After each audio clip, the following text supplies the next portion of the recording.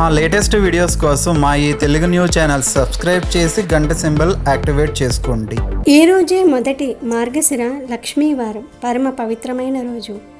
లక్ష్మీదేవికి ఎంతో ఇష్టమైన రోజు.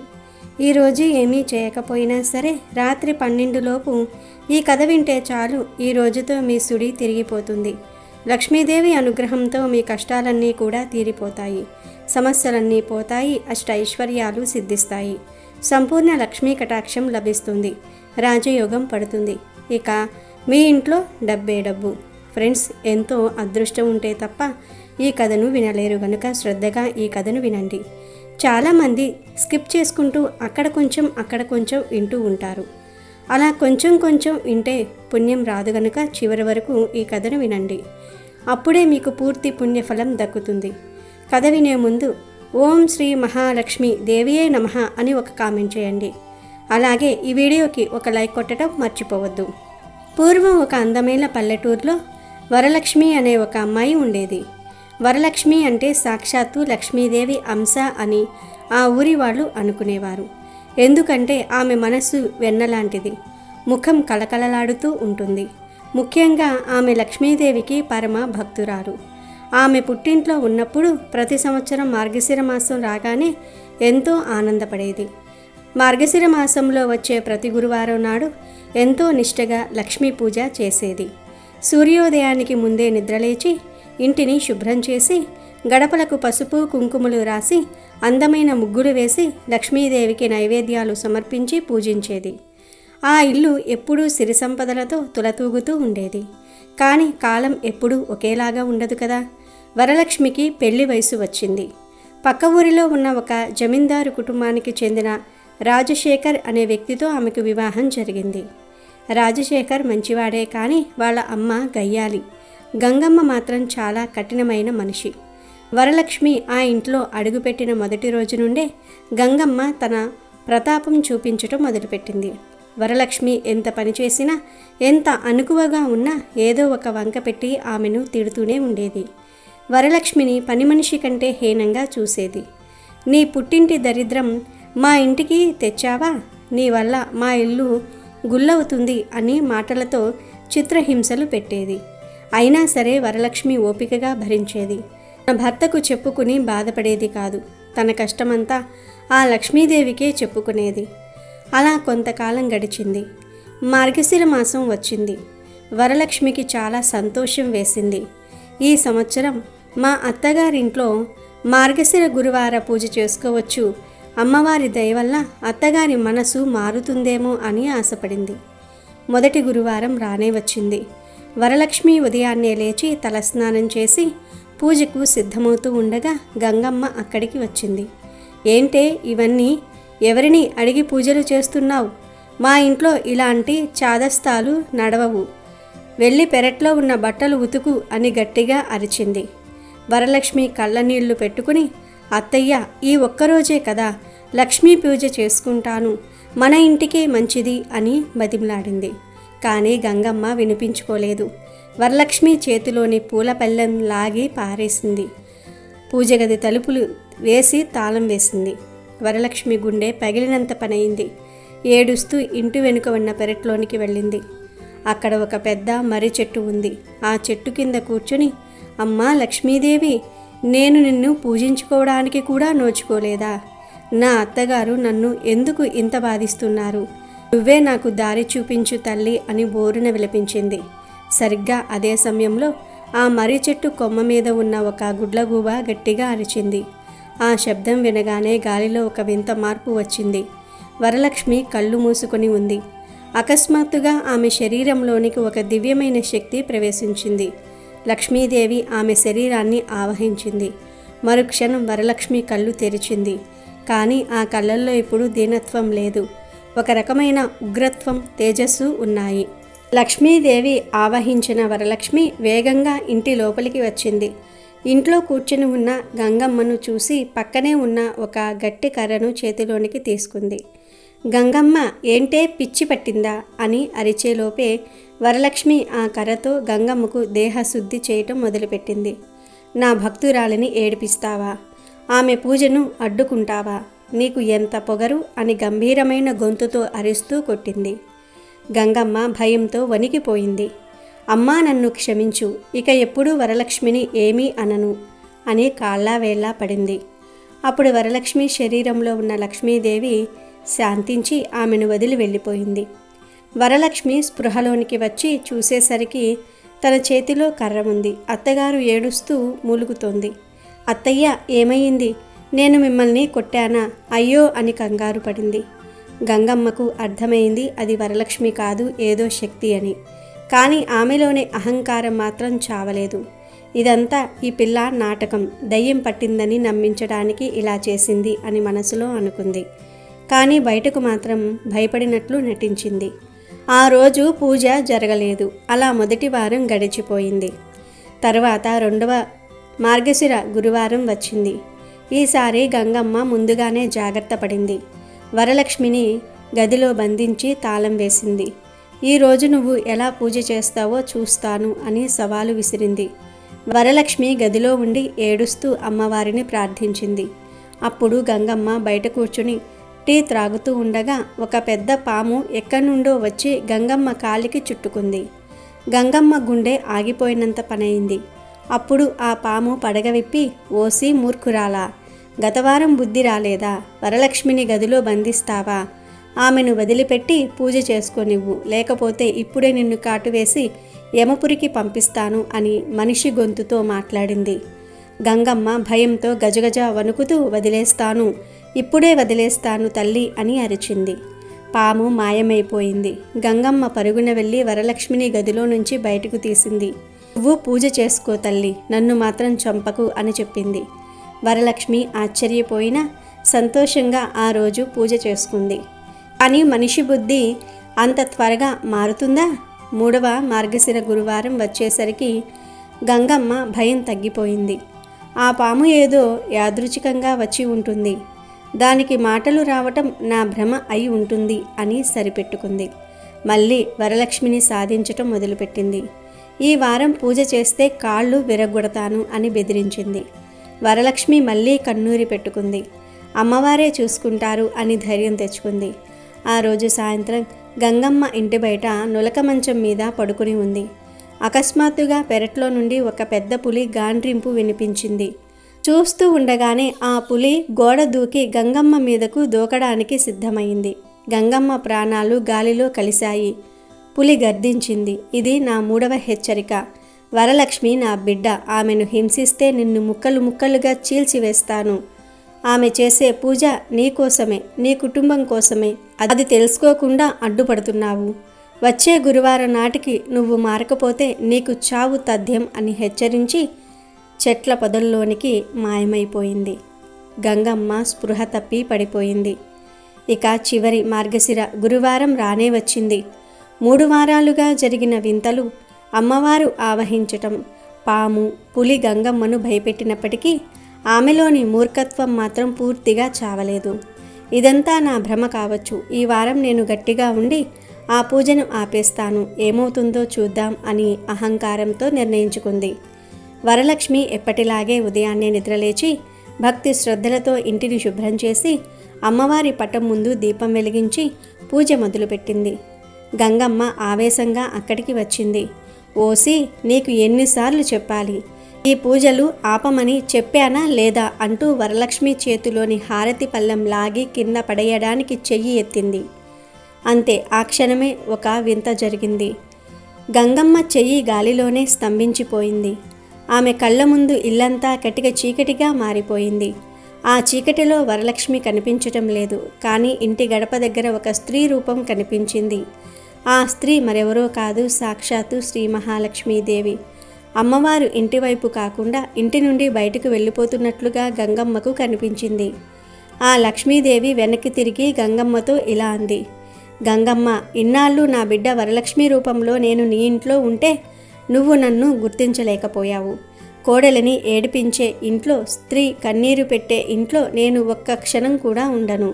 నీ కోడలు చేసిన పూజల వల్లనే ఇన్నాళ్ళు మీ ఇంటిని కాపాడాను.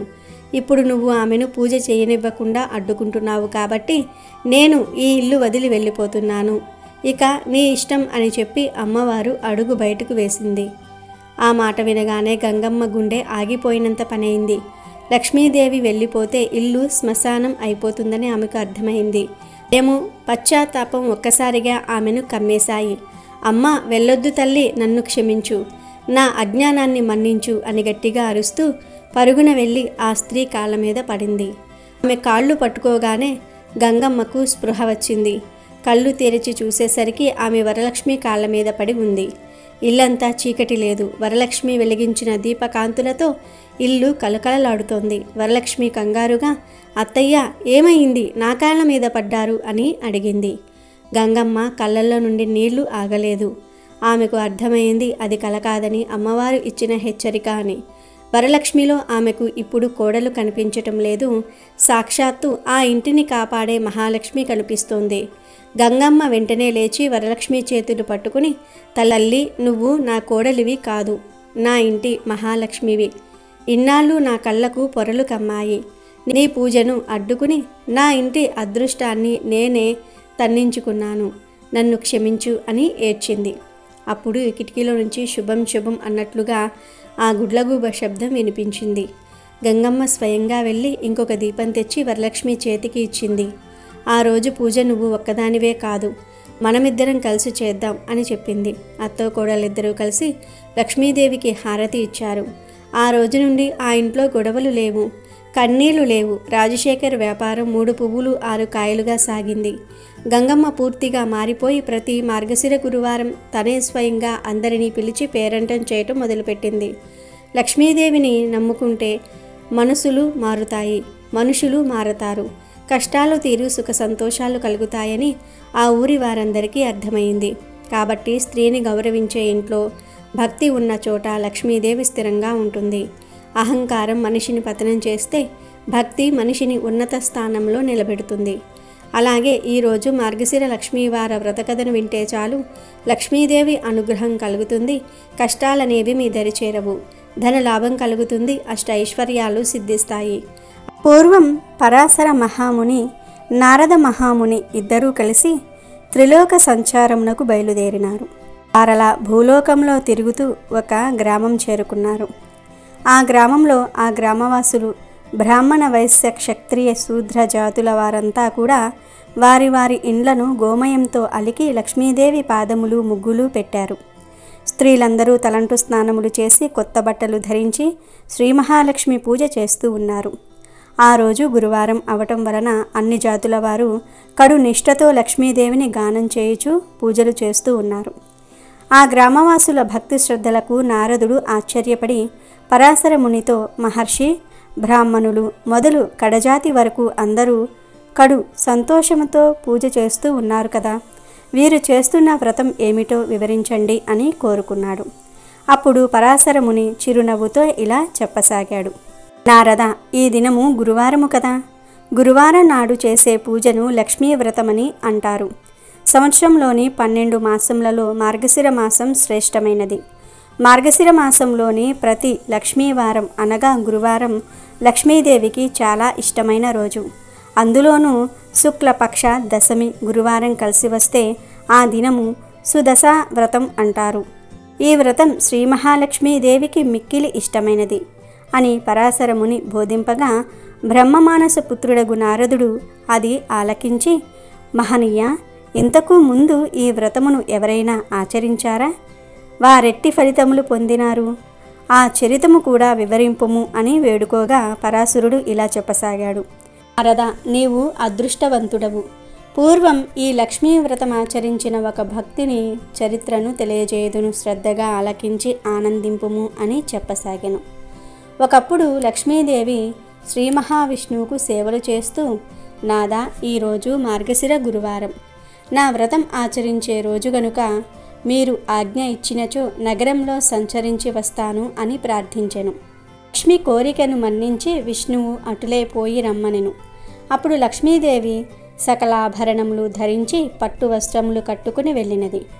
ఆమె వెళ్ళిన వెనుకనే విష్ణువు ముసలి బ్రాహ్మణ శ్రీరూపం ధరించి ఒక ఇంటిలో ప్రవేశించెను. లక్ష్మీదేవి గ్రామ సంచారం చేస్తూ ఆ వృద్ధ బ్రాహ్మణ స్త్రీ ఇంటికి వచ్చి ఆమెతో, ఓ అవ్వ, ఈరోజు గురువారం, మహాలక్ష్మి వ్రత దినము కదా, ఇల్లు గోమయంతో అలికి ముగ్గులు పెట్టలేదేమిటి అని ప్రశ్నించెను. అంతటా ఆ అవ్వ, అమ్మా, ఆ వ్రతము ఎలా చేయాలి, ఎవరికి పూజ చేయాలి, వివరించు తల్లి అని అనగా లక్ష్మీదేవి మందహాసముతో, అవ్వా, వ్రతం చేసే విధానము చెప్పెదను వినుము. మార్గశిర గురువారం ఉదయమే నిద్రలేచి ఇల్లు గోమయంతో అలికి ముగ్గులు పెట్టి లక్ష్మీదేవి పాదముద్రలను ముగ్గుతో వెయ్యాలి. కొత్త కొలత పాత్రను తెచ్చి కడిగి ఎండబెట్టాలి. దాన్ని వివిధ రకాలైన ముగ్గులతో బొమ్మలతో అందంగా తయారు చేసుకోవాలి. శుచిగా స్నానం చేసి ఒక పీటను తీసుకొని దానిని కడిగి దాని మీద కొత్త ధాన్యం పొయ్యాలి. దాని మీద కొలత పాత్రను ఉంచి పసుపు నీటితో కడిగిన పోక చెక్క అంటే వక్కను ఉంచాలి. మనసులో కోరికను చెప్పుకొని కొద్దిగా తెల్ల ధాన్యాన్ని కొలత పాత్ర మీద పొయ్యాలి. ఎరుపు రంగు వస్త్రాన్ని దాని మీద ఉంచి ఎర్రని పూలతో పూజించి శ్రీ మహాలక్ష్మిని తలుచుకుని దీపారాధన చేయాలి. మొదట పాలు నైవేద్యంగా పెట్టాలి. తరువాత నూనె వాడకుండా నేతితో చేసిన పిండి వంటలను మాత్రమే నైవేద్యంగా పెట్టాలి. ఇది ఒక విధానం అని ఆపి లక్ష్మీదేవి ఆ అవ్వతో రెండవ విధానం చెప్పటం మొదలుపెట్టింది. రెండవ విధానం చాలా సులభమైనది. మార్గశిర శుక్ల దశమి తిథి గురువారం వచ్చిన రోజున నిష్ఠతో ఈ వ్రతాన్నే చేస్తే తప్పక సిరి వస్తుంది. ఈ వ్రత నైవేద్యం పంచిపెట్టకపోతే మాత్రం లక్ష్మీ కటాక్షం లభించదు. మనస్సును నిర్మలంగా ఉంచుకొని 10 మందిని పిలిచి ఈ వ్రతం చేయాలి. పసుపు కుంకుమలు పంచిపెడితే ఆ ఇంట లక్ష్మి తాండవిస్తుంది. ఈ వ్రతం మాత్రమే కాదు, మరికొన్ని ఆచరించాలి అవ్వ. గురువారం ఉదయమే లేచి పొయ్యి బూడిద తీయకపోయినా, ఇల్లు వాకిలి తుడవకున్నా ఆ ఇంట లక్ష్మి నిలవదు. ఏ స్త్రీ గురువారం శుచిగా మడి వస్త్రం ధరించి వంట చేసి పూజ చేస్తుందో ఆ ఇంట లక్ష్మి స్థిరంగా ఉంటుంది.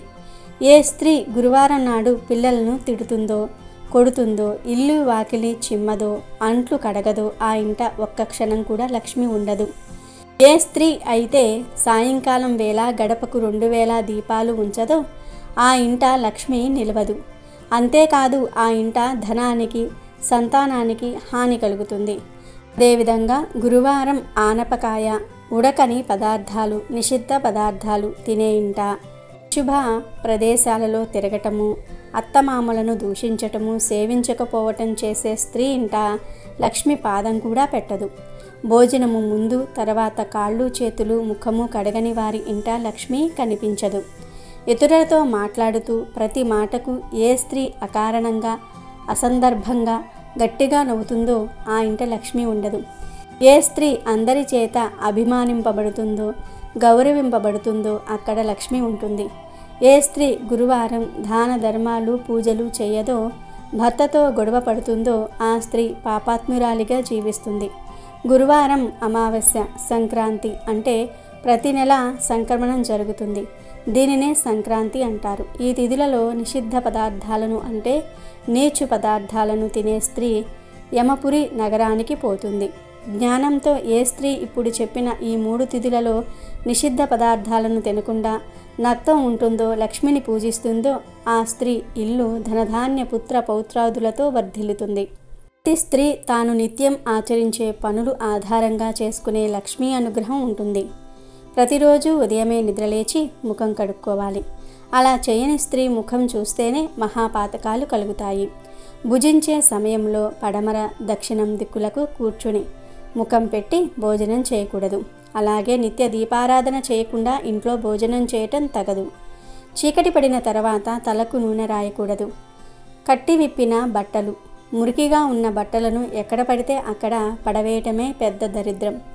భర్త అనుమతి తీసుకోకుండా అందరి ఇంటికి తిరిగే స్త్రీ ఇంట, భర్త మాట వినని స్త్రీ ఇంట, దైవమయందు బ్రాహ్మణులందు భక్తి విశ్వాసాలు లేనటువంటి స్త్రీలు, పూజలు చేయనటువంటి స్త్రీలు ఉన్న ఇల్లు శ్మశానాలతో సమానం. అందువల్ల అక్కడికి లక్ష్మీదేవి రాదు. నిత్య దరిద్రం ఆ ఇంట తాండవిస్తూ ఉంటుంది అని లక్ష్మీదేవి చెప్తుంది.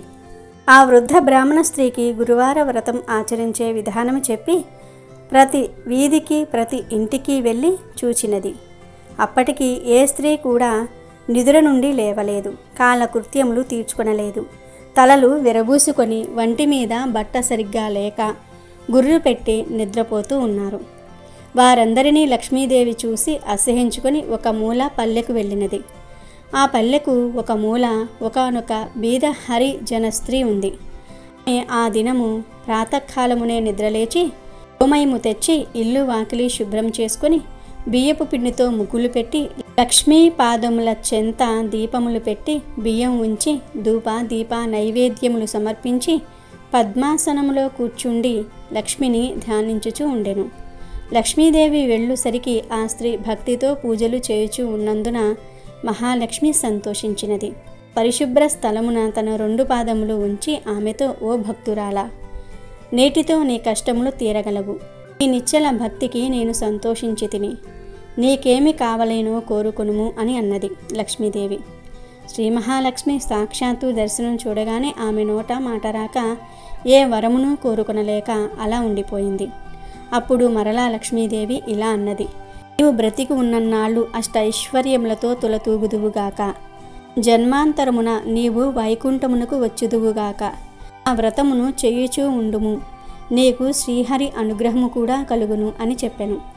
మహాలక్ష్మి చెప్పిన ప్రకారముగా ఆ హరిజన స్త్రీ కడు నిష్టతో ధ్యానము చేసింది. లక్ష్మీదేవి పాదముల ఎందే మనస్సు లగ్నము చేసి ఉన్నందున ఆమె భక్తికి లక్ష్మీదేవి ఆనందించి ఆమె ఉన్న పూరి గుడిసెను పెద్ద భవంతిగా చేసినది. ఇంటికి 4 మూలల ధనరాశులను పోసింది. దాని వలన ఆమె భాగ్యవంతురాలు అవటమే కాక 5 పుత్రులు కలిగిరి. ఓ నారద, ఇది వినుము. ఆ హరిజన స్త్రీకి లక్ష్మీదేవి వలన ఐశ్వర్యము కలిగిన విషయం బలరాముడు తన దివ్య దృష్టి వలన తెలుసుకొని మహాకోపంతో విష్ణుమూర్తి వద్దకు వెళ్ళి, తమ్ముడు, నీ భార్య లక్ష్మీదేవి పల్లెకి పోయి అంటరాని మాల స్త్రీకి సిరి సంపదలు ఇచ్చి మహానేరము చేసినది కనుక లక్ష్మిని నీ మందిరంలోనికి రానియ్యవద్దని చెప్పినాడు. అంతలో గ్రామ సంచారం చేసుకునే లక్ష్మీదేవి విష్ణు మందిరంలోనికి ప్రవేశించుచూ ఉండగా బలరాముడు ద్వారము వద్ద అడ్డముగా నిలబడి లోపలికి రావద్దని శాసించెను.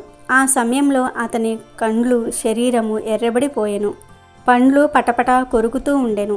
అంతేకాదు, శ్రీహరి, నీవు ఈమె ముఖము చూడవద్దు అన్నాడు బలరాముడు. అన్న ఆజ్ఞ ప్రకారం లక్ష్మిని విడిచిపెట్టటకు శ్రీహరి కూడా ఒప్పుకున్నాడు. వెంటనే లక్ష్మీదేవి తాను ధరించి ఉన్న బంగారు నగను తీసివేసి పట్టుచీర విడిచి చిరిగిపోయిన వస్త్రములు ధరించి ఇల్లు విడిచి వెళ్ళవద్దని పరిచారికలు ఎంత బ్రతిమిలాడినా మరలా వచ్చేదను అని చెప్పి వెళ్ళిపోయెను. లక్ష్మీదేవి వెళ్ళిపోవటంతో సంపదలు కూడా పోయాయి. బలరాముడు శ్రీహరి మందిరము లోపల ప్రతి గదిని చూశారు. ఆ మందిరంలోని ఏ గదిని చూసినా వెలవెలబోయి ఉన్నాయి. ధనాగారంలో ధనము లేదు. వస్తు సామాగ్రి అంతయు మాయమైనది. వంటలు వండుటకు పదార్థములు లేవు. బంగారు బిందెలు మట్టి కుండలుగా మారిపోయినవి. ఆఖరికి త్రాగడానికి పాత్ర గాని నీరు గాని లేకపోయినందున దాహముతో ఉపవాసం ఉండి నిద్రపోయారు. మరునాడు ప్రాతకాలమున ముఖము కడుక్కోవడానికి కూడా నీరు దొరకలేదు. ఇక వారికేమీ తోచలేదు. పిచ్చి ఎక్కినట్లయింది. అంతట బలరాముడు జగన్నాథుడగు విష్ణుమూర్తితో, తమ్ముడు, మనము నిన్న ఆహారం తీసుకోలేదు. చాలా నీరసపడిపోయి ఉన్నాము. ఈ దినమైనా తిండి లేకపోతే ఎలా బ్రతకగలం? అన్ని కొరతగా ఉన్నవి గనుక మనము బిచ్చమెత్తి అయినా సరే ప్రాణములను నిలబెట్టుకోవాలి. కనుక ఇద్దరము బయలుదేరుదామురా అని అనగా జగన్నాథుడు అంగీకరించి ఇద్దరూ కలిసి సాధువేషములు వేసుకొని భిక్షాటనకు బయలుదేరినారు. వారు ఎవరింటికి వెళ్ళి అడిగినా వారు కపట సన్నాసులు, చోరులని తలచి ఒక్కరు కూడా భిక్ష పెట్టలేదు. కసిరి పొమ్మన్నారు. అలా వీరిద్దరూ తిరుగుతూ ఒక షావుకారు ఇంటికి వెళ్ళి భిక్షాందేహి అని అన్నారు. ఆ ధనికుడు వారిని ఆదరించి కూర్చుండబెట్టి భోజన పదార్థాలు తెచ్చుటకు లోనికి పోయి చూడగా పదార్థములన్నీ మాయమైపోయినాయి. అక్కడ కూడా వారికి భోజనము దొరకనందున బలరాముడు విష్ణుమూర్తి ఆకలి బాధతో తూలిపోతూ ఒక చెరువు దగ్గరకు వెళ్ళినారు. ఆ కొలను నిండా పద్మములు విరబూసి ఉన్నవి.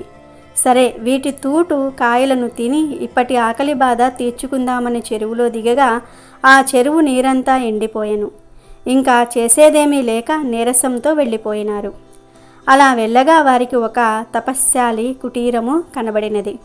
వీరిద్దరూ అతనిని సమీపించి ఆకలి తీర్చుటకు ఏదైనా పెట్టమన్నారు. అప్పుడు ముని తాను తినుటకు ఉంచుకున్న పాలు అన్నము ఇవ్వబోగా ఆ పాత్రలోని అన్నము పాలు మాయమైపోయినవి. ఇంకా వారు చేసేదేమీ లేక ఇద్దరు సముద్రం వైపుగా వెళ్ళిరి. సముద్రమున నిత్యానంద స్వాముల వారి ఆశ్రమం కనిపించగా అక్కడకు వెళ్ళినారు.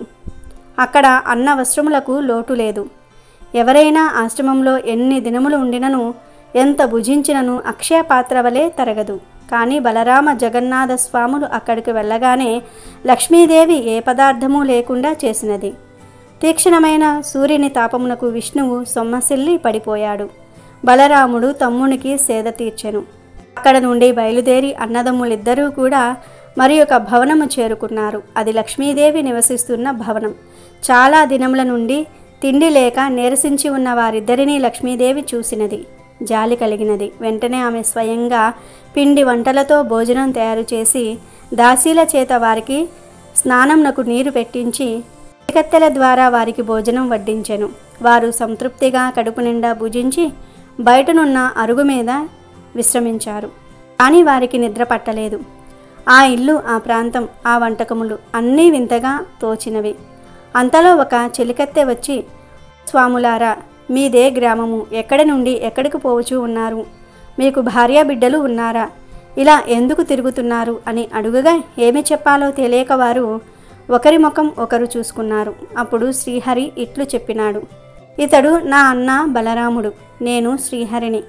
మా తొందరపాటు వలన మా ఇల్లాలగు లక్ష్మీదేవిని ఇంటి నుండి వెళ్ళగొట్టి ఈ కష్టములను తెచ్చుకొంటిమి. ఏ స్త్రీ వలన అష్టైశ్వర్యములు కలుగును, ఏ నారీమణి కరుణా కటాక్షము వలన వంశ అభివృద్ధి కలుగును, ఏ వనితామణి తనను నమ్మి కొలిచిన వారి ఇళ్లల్లో మెలుగుచుండునో అటువంటి లక్ష్మీదేవి మమ్మల్ని విడిచి వెళ్ళిపోయినది. అప్పటి నుండి మాకు దరిద్రము కష్టాలు కలిగినవి అని చెప్పెను. అప్పుడు ఆ దాసి ఇది లక్ష్మీదేవి మందిరమే అని చెప్పగా బలరాముడు జగన్నాథుడు చాలా ఆనందించినారు. అప్పుడు బలరాముడు విష్ణువుతో, సోదరా, నీవు లక్ష్మీదేవి వద్దకు వెళ్ళి మనం చేసిన తప్పును క్షమించమని చేతులు పట్టుకుని అర్థించుము అని చెప్పి లోనికి పంపెను. శ్రీహరి లోనికి వెళ్ళగానే లక్ష్మీదేవి భర్తను చూసి నమస్కరించి నీళ్లతో హరిపాదములు కడిగి ఆ నీటిని తలపై చల్లుకొని పువ్వులతో పూజించి ఇలా పలికెను, నాథా, మీ అన్నదమ్ములిద్దరూ నన్ను ఇంటి నుండి వెళ్ళగొట్టినారు కదా, ఇప్పుడెలా నా ఇంట భుజించారు? చండాలపు దాని ఇంటికెలా వచ్చినారు? ఇప్పుడు జాతి భేదములు అడ్డు రాలేదా అని నిష్ఠూరములాడెను. అప్పుడు శ్రీహరి చిరునవ్వుతో, ప్రియా, మేమిద్దరము భిక్షమెత్తుకోవటం అంతా తెలుసుకున్నారు. నీవు నాకు భోజనం పెట్టడం కూడా అందరూ చూసినారు. మాకు శిక్ష సరిపోయినది. నీవు లేనందున వైకుంఠము చిన్నబోయినది. నిన్ను వదిలినందున మాకు అన్ని లోపములే జరిగినవి. కావున మా వెంట రమ్ము, వైకుంఠానికి పోదాము అని పలుకుగా శ్రీహరి మాటలకు లక్ష్మీదేవి సంతోషించి వైకుంఠంలో అడుగుపెట్టగానే అన్నీ యథాప్రకారముగా మారినవి. నాగారమంతా ధనముతో బంగారంతో నిండినది. వస్తువాహనాలతో దాసీ జనములతో భక్తి కోటితో వైకుంఠము కలకలలాడెను. కావున ఓ నారద, గురువారం నాడు లక్ష్మీ పూజ చేసి ఈ కథ చదివినను లేక వినినను అట్టి వారలకు వెనుకటి జన్మలో చేసిన పాపములు నశించి మోక్షం కలుగుటయే కాక 1,00,000 గోదానములు చేసినంత ఫలితము కలిగి అష్టైశ్వర్యములతో తులతూగుదురు. లక్ష్మీ కథ పఠనము ప్రతి మానవుడు ముక్తి నొందుటకు మార్గదర్శకము కాగలదు అని పరాశరముని నారదునకు వివరించినాడు. అలాగే ఈరోజు పురాణాలలోని ఇంకొక మార్గశిర లక్ష్మీ వార వ్రత కథను వింటే చాలు, లక్ష్మీదేవి అనుగ్రహంతో పట్టిందల్లా బంగారంలాగా మారుతుంది, రాజయోగం పడుతుంది. అలా పూర్వం కళింగ దేశమందు ఒక బ్రాహ్మణుడు ఉండేవాడు. అతనికి సుశీల అను ఒక కుమార్తె ఉండేది. ఆమెకు చిన్నతనంలోనే తల్లి చనిపోయినందున తన తండ్రి 2వ వివాహం చేసుకున్నాడు. తన పినతల్లి పిల్లలను ఎత్తుకోమని చెప్పుచు కొంచెం బెల్లం ముక్క ఇచ్చేది సుశీలకు. ఆ సుశీల సవితి పిల్లలను ఆడించుచు ఇంటి వద్ద సవితి తల్లి అయినటువంటి ఆ మారుటమ్మ మార్గశిర లక్ష్మీ పూజ చేయుట చూసి ఆమె కూడా మట్టితో మహాలక్ష్మిని తయారు చేసి జిల్లేడు పూలతోనూ ఆకులతోనూ పూజ చేసి ఆడుకోమని ఇచ్చిన బెల్లం ముక్కను నైవేద్యంగా పెడుతూ ఉండేది సుశీల. ఇలా కొన్నాళ్లకు సుశీల పెద్దదయ్యింది. సుశీలకు వివాహమయ్యింది. అత్తగారింటికి పోవచ్చు తాను తయారు చేసుకున్న లక్ష్మీదేవి మట్టి బొమ్మను కూడా తీసుకుని వెళ్ళిపోయింది సుశీల. దానితో లక్ష్మి కూడా సుశీలతోనే వెళ్ళిపోయింది. ఇలా వెళ్ళిన వెంటనే కన్నవారు నిరుపేదలు అయిపోయారు. సుశీల ఇంట మాత్రం మహదైశ్వర్యం అనుభవిస్తూ ఉన్నారు. పుట్టింటి వారు కటిక దరిద్రులు అయిన సంగతి తెలుసుకుని సుశీల చాలా బాధపడుతుంది. తల్లి దరిద్రమును భరించలేక కొడుకును పిలిచి, నాయనా, నీ అక్క ఇంటికి వెళ్ళి ఏమైనా డబ్బు తీసుకురమని చెప్పి పంపిస్తుంది. సుశీల ఇంటికి తమ్ముడు వెళ్ళి వారి దరిద్రం గురించి చెప్పాడు. పుట్టింటి వారి దరిద్రమును తెలుసుకున్న సుశీల ఒక కర్రను తొలిపించి దాని నిండుగా వరహాలు పోసి అతనికి ఇచ్చింది. ఆ చిన్నవాడు కర్రను పట్టుకొని వెళ్తూ ఉండగా దారిలో కర్ర వదిలి వెళ్ళిపోయాడు. ఆ కర్ర ఎవరో తీసుకుని వెళ్ళిపోయారు. ఇంటికి వెళ్ళిన కొడుకును తల్లి, ఏమీ తెచ్చావు నాయనా అని అడుగగా, ఏమీ తేలేదు అని చెప్పాను. మన దరిద్రం ఇంతే అని అనుకున్నారు. కొంతకాలం తరువాత సుశీల తమ్ముని పరిస్థితిని అడిగి తెలుసుకున్నది. వారి దరిద్రంలో ఎటువంటి మార్పు రాలేదని తెలిసి ఒక చెప్పులు జత తెప్పించి వాటిల్లో వరహాలు పోసి కుట్టించి వాటికి గుడ్డ చుట్టి తమ్మునికి ఇచ్చి అది తీసుకుని వెళ్ళి తండ్రికి ఇమ్మని చెప్పింది.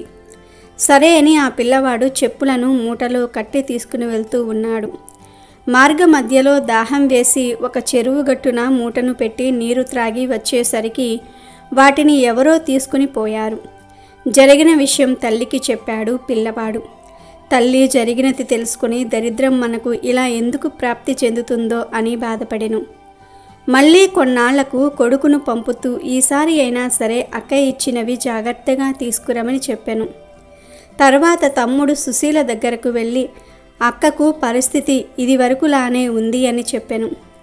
అప్పుడు సుశీల ఒక గుమ్మడి పండు తెప్పించి దాని నిండుగా వరహాలు నింపి ఆ పండు అమ్మకు ఇమ్మని చెప్పి ఇచ్చింది.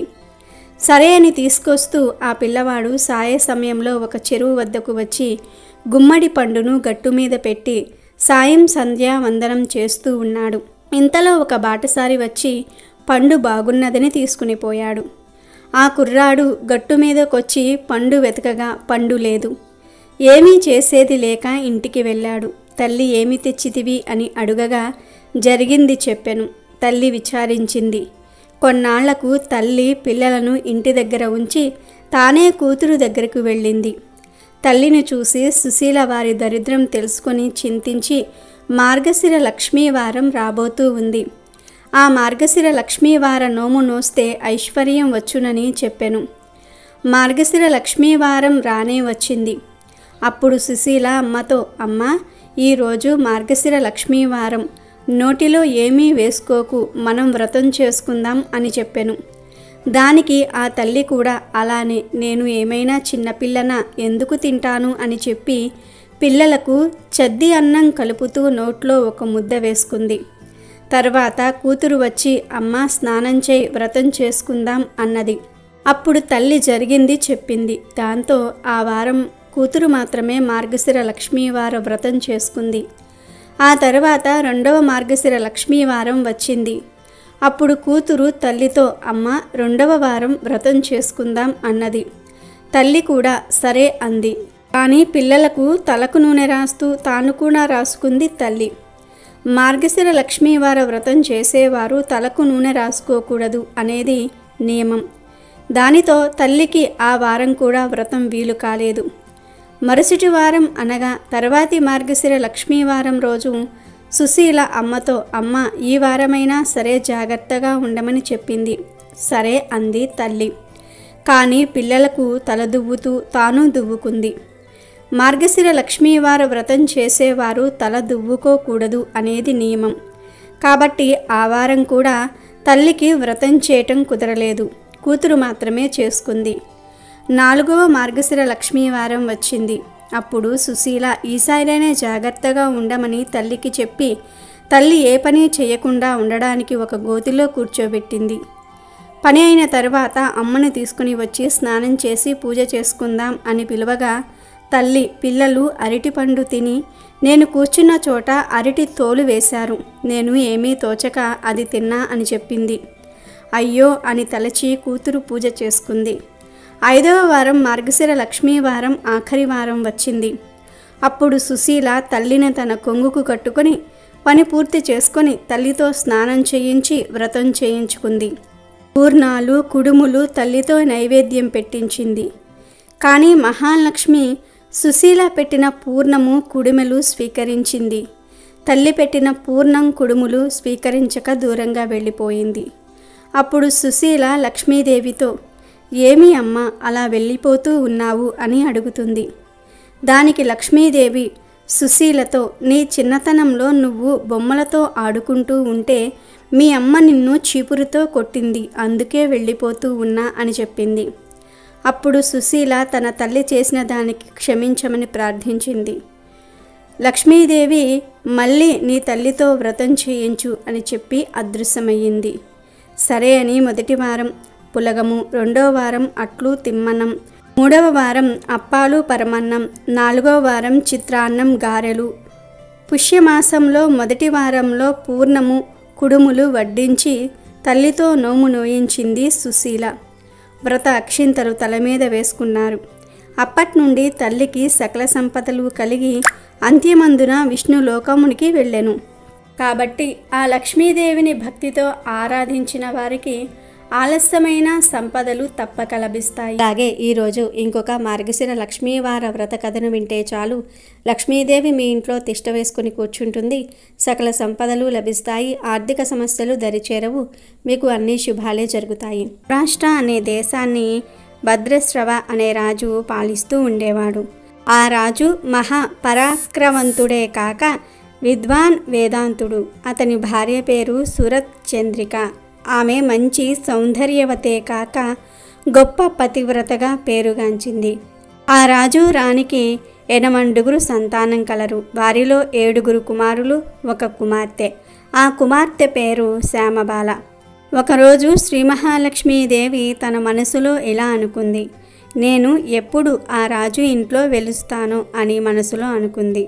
తాను రాజింట్లో వెలిస్తే రాజే కాకుండా ప్రజలు కూడా భోగభాగ్యాలతో సుఖ సంతోషాలతో వర్ధిల్లుతారు. అదే ఒక దరిద్రుడి ఇంట వెలిసినచో ఆ ఒక్క కుటుంబమే భోగభాగ్యాదులతో ఉంటుందని ఆ శ్రీ మహాలక్ష్మి ఒక వృద్ధ బ్రాహ్మణ స్త్రీ రూపం దాల్చి భద్రశ్రవ మహారాజు కోట ద్వారం వద్దకు ప్రవేశించింది. తన చేతిలో కర్రను శబ్దం చేసుకుంటూ సింహద్వారం వద్దకు ప్రవేశించింది. ఆమెను చూసి ఒక దాసి ముందుకు వచ్చి, నీవు ఎవరువు? నీ పేరేమిటి? నీ నివాసం ఎక్కడ? నీవు ఎచ్చటి నుండి వచ్చితివి? ఇక్కడికి ఎందుకు వచ్చితివి అని అడిగింది. అప్పుడు ఆ వృద్ధ బ్రాహ్మణ స్త్రీ రూపంలో ఉన్న శ్రీ మహాలక్ష్మీదేవి ఆ దాసిని చూసి, అమ్మా, నా పేరు కమల, నా భర్త పేరు భువనేశ్వర్, నేను ద్వారకలో నివాసం ఉంటాను. నీకొకటి చెప్తాను, జాగ్రత్తగా విను. నీ రాణి సురత్ చంద్రిక గత జన్మలో ఒక వైశ్యుని భార్య. ఆ వైశ్యుడు చాలా దారిద్ర్యంతో బాధపడుతూ ఉండేవాడు. అందువలన ఆ భార్యాభర్తలకు నిరంతరము తగాదాలతో సంసారం సాగుతూ ఉండేది. ఒకసారి గొడవ జరిగినప్పుడు ఆ వైశ్యుడు తన భార్యను గట్టిగా కొట్టాడు. ఆ బాధ భరించలేక ఆ వైశ్యుని భార్య ఇల్లు వదిలి ఆకలితో అడవికి వెళ్ళింది. అలా నడుచుకుంటూ వెళ్తూ ఉండగా శ్రీ మహాలక్ష్మికి ఆమెపై జాలి కలిగి ఆమె అడవికి ఏ కారణం చేత వచ్చానో అడిగింది. దానికి ఆ వైశ్యుని భార్య గతం అంతా కూడా ఆమెకు చెప్పింది. అందుకు ఆ తల్లి ఆ వైశ్యుని భార్యకు శ్రీ మార్గశిర లక్ష్మీవార వ్రతం ఉపదేశించింది. ఆ వైశ్యుని భార్య శ్రీ మహాలక్ష్మి ఉపదేశించిన వ్రతం యథాప్రకారం చేసింది. ఈ వ్రతం పూర్తయ్యేటప్పటికీ ఆమెకు సకల సంపదలు వచ్చాయి. తర్వాత ఆమె భర్త దగ్గరకు తిరిగి వెళ్ళి జరిగిందంతా కూడా చెప్పింది. అప్పుడు భర్త కూడా ఎంతో సంతోషించాడు. ఎన్నో సంవత్సరాలు ఆమె ఈ వ్రతం చేసింది. ఈ వ్రతం చేసిన వాళ్ళు అందరూ కూడా సుఖ సంతోషాలతో ఉన్నారు. ఆ వ్రత ప్రభావం వలనే ఈ జన్మలో వారిరువురు రాజు భద్రశ్రవగా, రాణి సురత్ చంద్రికగా జన్మించారు. వారు ఈ భోగభాగ్యాలలో మునిగిపోయి ఈ వ్రతం గురించి మర్చిపోయారు. ఆ వ్రతం గుర్తు చేయడానికి నేనిక్కడకు వచ్చి తినని చెప్పాను. అప్పుడు ఆ దాసి, మా అమ్మగారు ఈ మార్గశిర లక్ష్మీవార వ్రతం ఎప్పుడు ఏ విధంగా ఎలా చెయ్యవలెనో చెప్పండి అని ఆ దాసి చాలా శ్రద్ధగా అడిగింది. దానికి ఆ వృద్ధ స్త్రీ అనగా శ్రీ మహాలక్ష్మి వ్రతం ఎలా చెయ్యాలనో వివరించింది.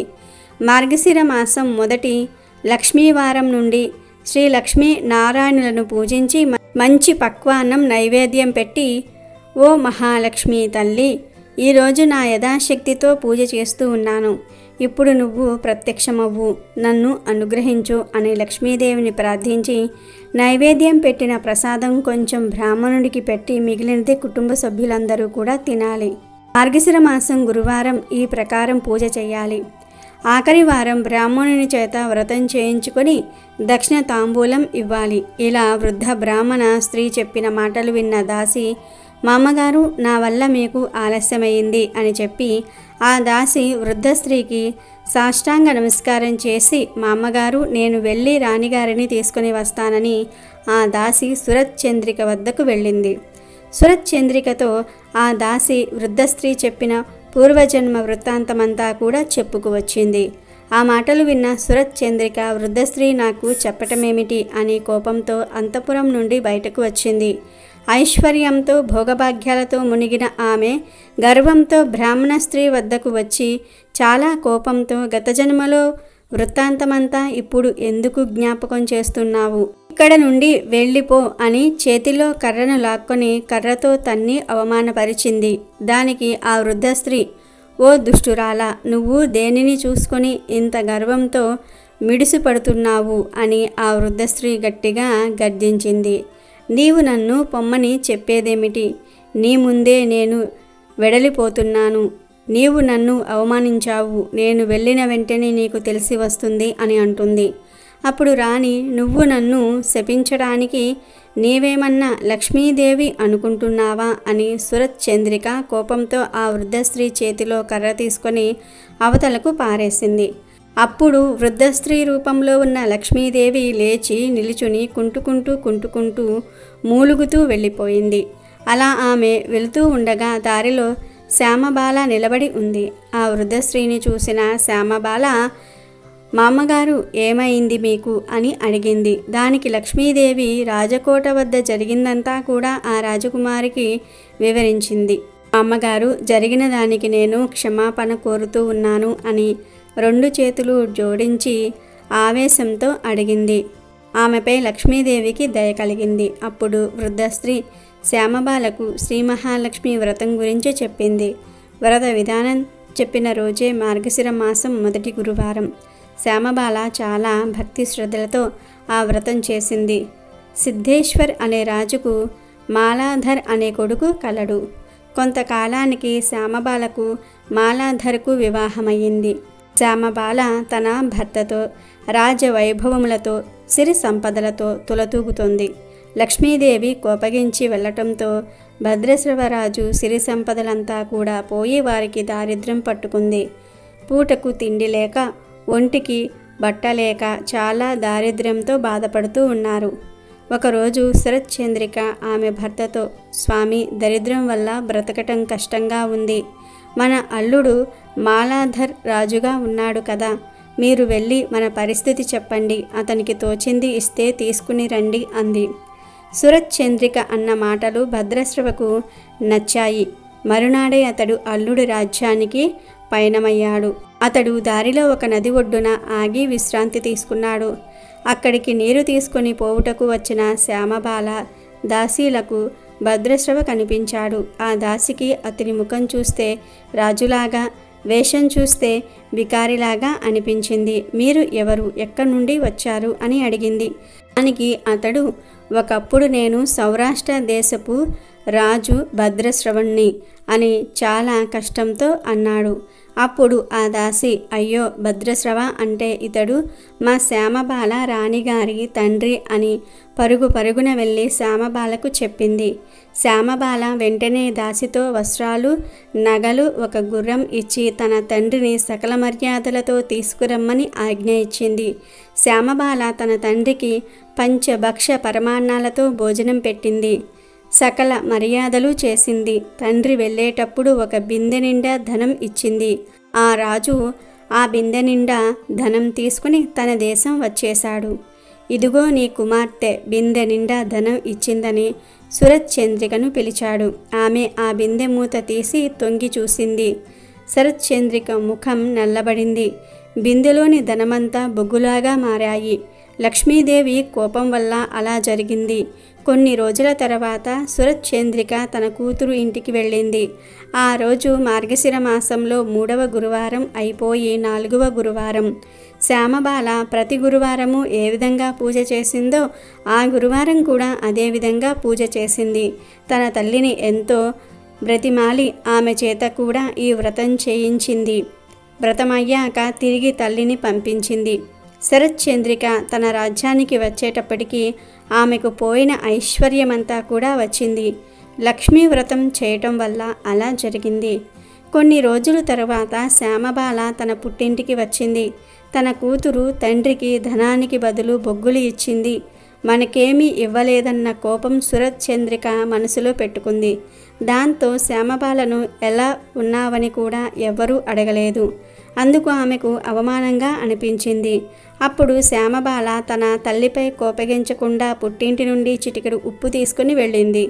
ఈ పుట్టింట దగ్గర నుండి ఏమి తీసుకువచ్చావని శ్యామబాల భర్త అయినటువంటి మాలాధర్ అడిగాడు. రాజ్యసారం తీసుకువచ్చానని నవ్వుతో చెప్పింది. ఏది ఎక్కడ రాజ్యసారం అని అడిగాడు బాలాధర్. ఆగండి, కంగారు పడకండి అంది శ్యామబాల. ఆ రోజు ఆమె ఏ పదార్థం వండినా అందులో ఉప్పు లేకుండా తయారు చేయించింది. మాలాధర్ భోజనంకు కూర్చున్నాడు. ఉప్పు లేకుండా చప్పగా అతనికి తినబుద్ధి కావటం లేదు. ఆమె కంచంలోని పదార్థంలో కాస్త ఉప్పు వేసింది. ఆ పదార్థంలో ఉప్పు వేయటంతో ఎంతో రుచిగా ఉంది. అప్పుడు శ్యామబాల, ఇదే నేను పుట్టింటి నుండి తీసుకువచ్చిన రాజ్యసారం అని భర్తకు చెప్పింది. శ్యామబాల భర్తకు ఆ మాట నచ్చింది. ఆ ఇద్దరు ఎంతో సంతోషంతో భోజనం చేశారు. ఈ విధంగా లక్ష్మీ వ్రతం చేసుకున్న వారికి లక్ష్మీదేవి కటాక్షిస్తుంది. ఈ వ్రతం చేసిన వారికి సుఖ వైభవము మనశ్శాంతి లభిస్తుంది. ఒకవేళ ధనం వచ్చినా గర్వం ఉండకూడదు. లక్ష్మీ వ్రతం చేయటం మర్చిపోకూడదు. ఈ వ్రతం చేసుకుంటే ఆ రాజు రాణిలాగే అందరూ కూడా సుఖంగా ఉంటారు.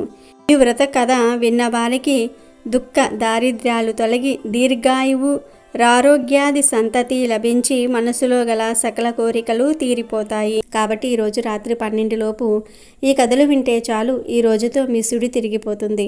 లక్ష్మీదేవి అనుగ్రహంతో మీ కష్టాలన్నీ కూడా తీరిపోతాయి, సమస్యలన్నీ పోతాయి, అష్టైశ్వర్యాలు సిద్ధిస్తాయి. అమెజాన్లో బెస్ట్ డిస్కౌంట్స్ కోసం వీడియో డిస్క్రిప్షన్లో లింకు ఉంది, చూడండి. అలాగే మా టెలిగ్రామ్ ఛానల్ సబ్స్క్రైబ్ చేసుకోండి.